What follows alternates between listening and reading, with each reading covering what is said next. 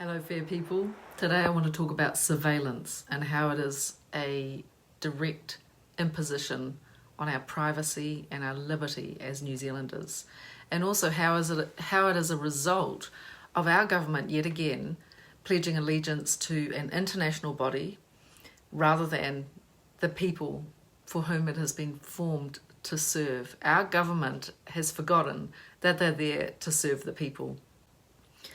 One of the things that's happened by stealth during lockdown, and I don't know about the rest of the country, but definitely here in Christchurch, the day that we came out of lockdown, I drove from Cashmere to Rangiora and back, and on every corner was a 360-degree facial recognition camera, and some of them had microphones as well, and speakers. And I've really been reflecting on the surveillance matter because I realised that life as we know it has already changed. We talk about the threat to our freedom, but these things are actually happening, and they're happening at a rate of knots right under our eyes. The surveillance cameras that are put in under the Safer Cities system, which is part of the Smart Cities program, which was initiated by the UN and actually stimulated by African mayors wanting to see how they could use technology to reduce crime in their country. I consider that is utterly irrelevant to New Zealand. We are considered the second safest nation on earth out of 195 countries. We're the second safest, and that's after Iceland. And we know that in Iceland, everybody's a relative, so that's going to be safe, and they have a very small population.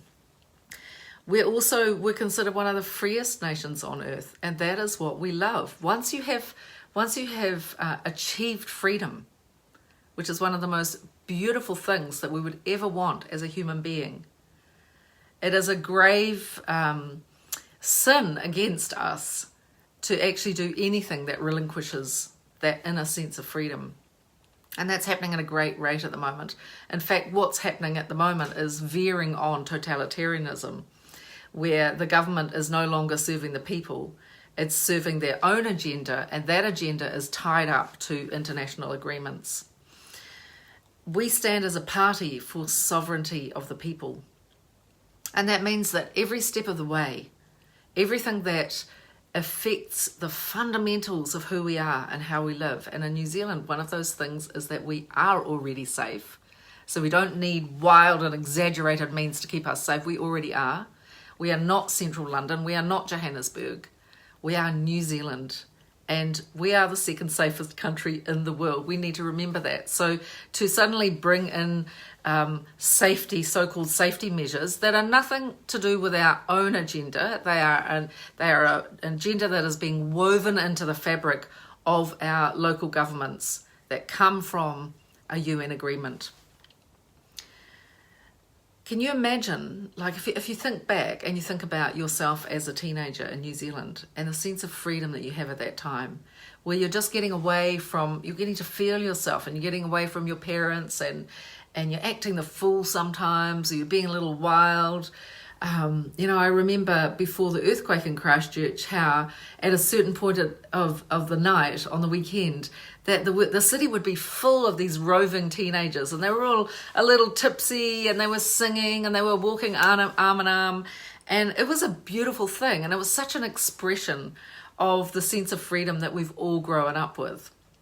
And that's also how, what that freedom breeds is people who know themselves, understand themselves. They've been given enough space that actually they find their own edges and they find their own conscience, and they can grow into mature adults, not overly parented, whether that's parented by the state or parented by their own parents or parented by the police. People who actually find their own centre, because as humans we will do that. And can you think that now we, in our lack of action and our lack of standing up, which we still can do, but our government has robbed our teenagers of that future. They have robbed our people of being able to walk down the street and know that, they can kiss their lover in the shadows. Here, now, they're putting in these LED lights, there are no shadows. there are no streets that feel safe because there's a camera watching all of the time. And the other thing that the cameras are doing is they have the capacity to actually do facial recognition, which means they are collecting and storing our data. And that is a gross robbery of our person and our privacy. And I would really like to see New Zealand follow San Francisco in banning facial recognition data, the collection of facial recognition data, and reclaiming our freedom as a people. And this is why we need to sever ties. We need to hold our government to account and say, hey, hang on, you're meant to stand for us and nobody else. And we want to be engaged in these things that fundamentally change our future. I'm quite sure so many of you about a year ago watched in horror, the whole social credit system, the videos that we saw coming out of China, where every step of a person's life is tracked and monitored, and there is surveillance to every part of their life. I recently watched a video of a deputy mayor from China who's escaped to America. And he said the very worst thing was that the constant surveillance of every aspect of life. In summary, we need to make a stand against surveillance, against facial recognition surveillance cameras. We do not want a camera on every corner, and we do not need it. We can find other ways to advance ourselves that do not involve the invasion of our privacy and the limitations put on our liberty. And we want to call our government to account. We need to vote for Advance New Zealand and NZPP in the election.